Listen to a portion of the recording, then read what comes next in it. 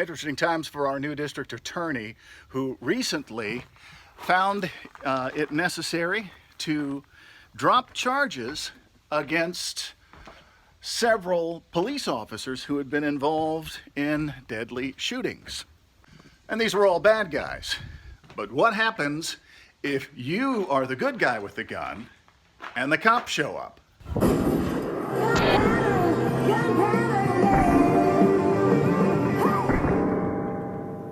Among your many talents, David the Marine, Let me see your war face. You got a war face? you were also in law enforcement. I was.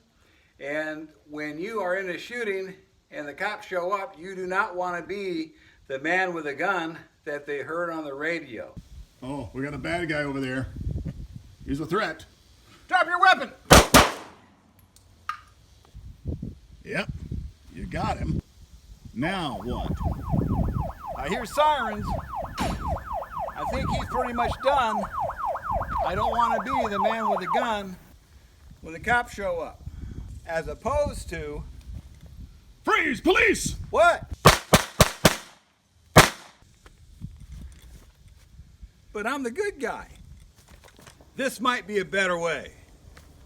Freeze, police! Yes, sir, officer. This man tried to kill me.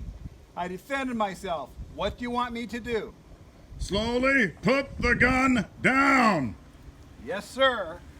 Keep your hands in the air. Yes, sir. Slowly get down on the ground and spread eagle. Yes, sir. There was the recent case where the young man was stopped by the police. He dropped his gun as instructed, but then he put his hands behind his back without being instructed to. What went wrong then? Freeze, police! Drop the gun. Okay. Come and get me, copper! They didn't know if he had a weapon behind his back. It could have been a gun, a knife, a grenade. And he's already had one of them, and he's already doing criminal things. The cops can use Deadly force.